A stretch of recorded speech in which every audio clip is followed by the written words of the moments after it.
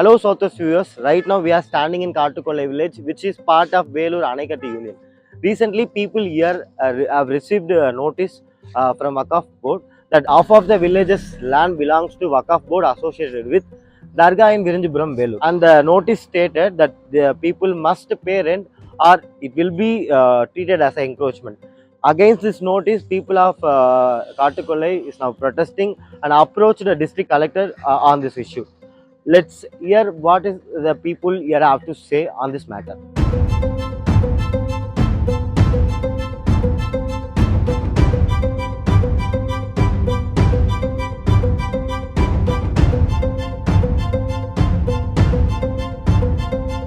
வந்து கரம்பா இருந்தது, முள்ளு செடியெல்லாம் முளைச்சின்னு இருந்தது. அதெல்லாம் சீர் பண்ணிட்டு எங்கள் மாமனார் யாரோ 4 தலைமுறைக்கு முன்னே சீர் பண்ணி ஓலை கட்டின்னு இருந்துக்கிறாங்க, குச்சி போட்டுன்னு இருந்துக்கிறாங்க.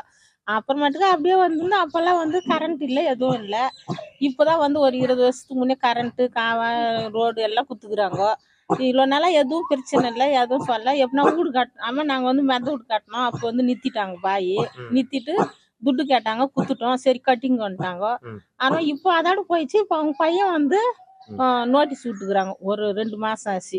இது போல் தரவேரி கட்டுங்கோ அப்படின்னு சொல்லி விட்டுக்கிறாங்க. அதுக்கு நாங்கெல்லாம் கட்ட மாட்டோம், நாங்கள் இவ்வளோ வருஷமா இருக்கிறோம், 4 தலைமுறையா, இப்போ ஏன் நாங்கள் போகிறோம், நாங்கள் கட்டுறோம் அப்படின்னு சொல்லி நாங்கெல்லாம் சொல்லிருக்கோம்.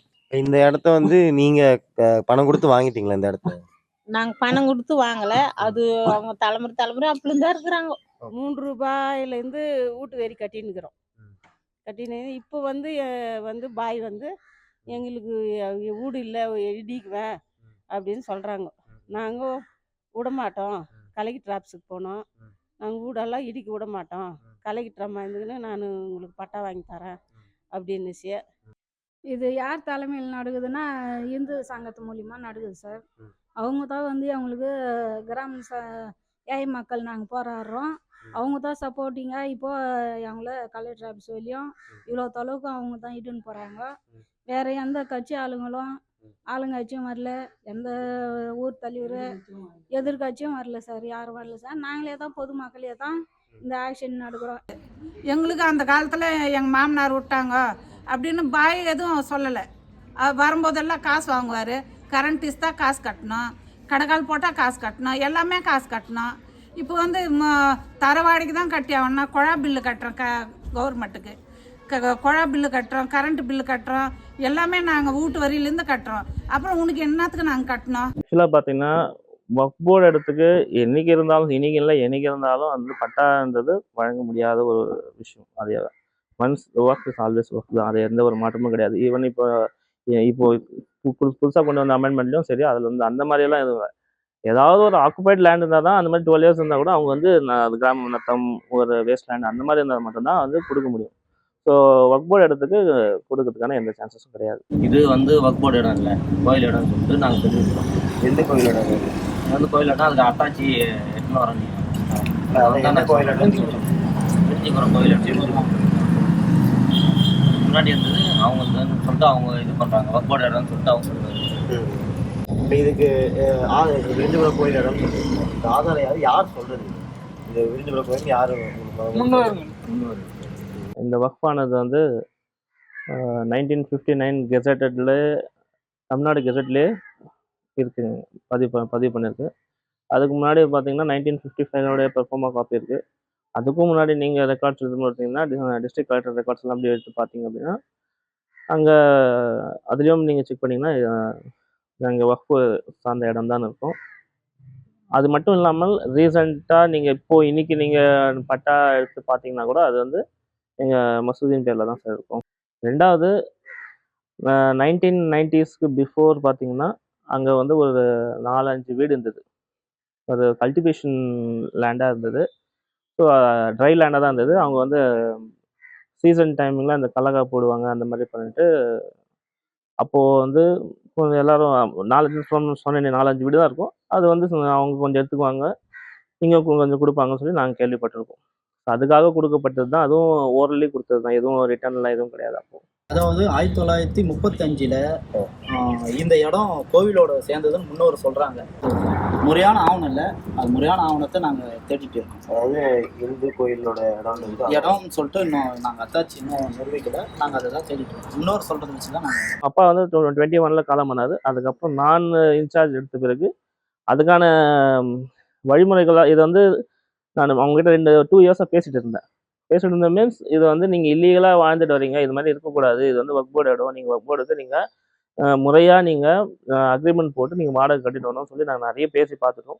இந்த பேச்சுவார்த்தை நடந்துட்டு இருக்கும்போதே என்ன பண்ணியிருக்காங்க, சில பேர் பில்டிங் கன்ஸ்ட்ரக்ஷன் ஸ்டார்ட் பண்ணாங்க. இப்போ பார்த்தீங்கன்னா அங்கே ஒரு ஹாஸ்பிட்டல் இருக்கும், நல்ல ஹாஸ்பிட்டல் இருக்கும். அதுக்கு முன்னாடி வந்து இன்னொரு பில்டிங்லாம் கட்டியிருக்காங்க. அதுக்கு முன்னாடி பில்டிங்ஸ்லாம் கட்டிட்டு இன்னும் கூட கட்டிட்டு தான் இருக்காங்க.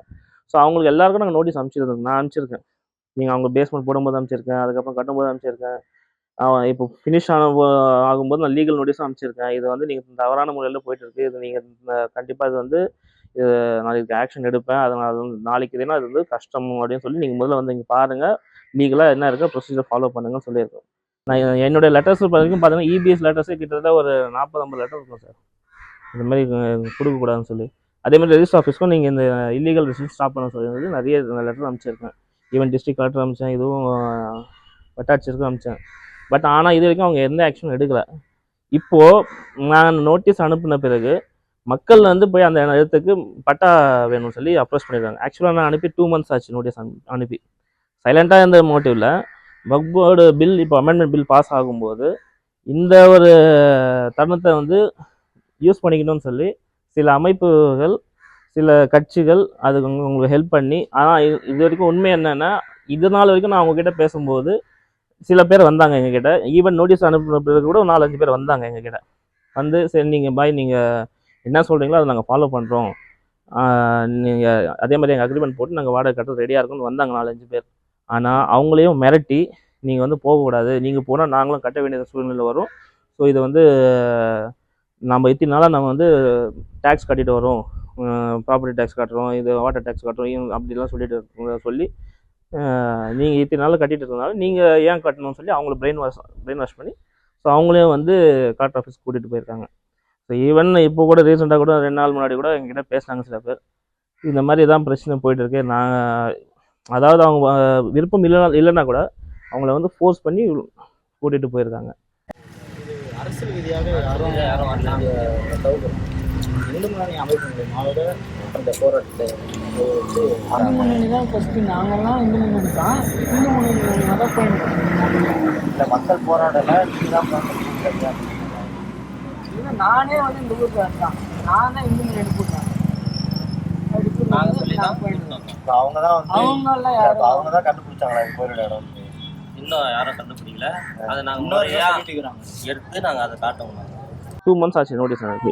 அப்பயே வந்து இல்லை அப்பயே அவங்க இந்த மாதிரி ஏதாவது போராட்டம் வந்து ஏதாவது பண்ணியிருந்தாங்கன்னா நம்ம யோசிச்சிருக்கலாம், சரி இவங்க வந்து லேண்ட் ரெண்ட்டுக்கு வராங்க பரவாயில்ல அப்படின்னு. இப்போது வந்து ஒரு அமைப்புகள் சேர்ந்துட்டு ஒரு கட்சி சார்ந்தவங்களாம் சேர்ந்து பண்ணும்போது அது இனி நம்ம ஏன் விட்டு கொடுக்கணும்னு அப்படி ஒரு மனநிலைக்கு தான் வருது தவிர.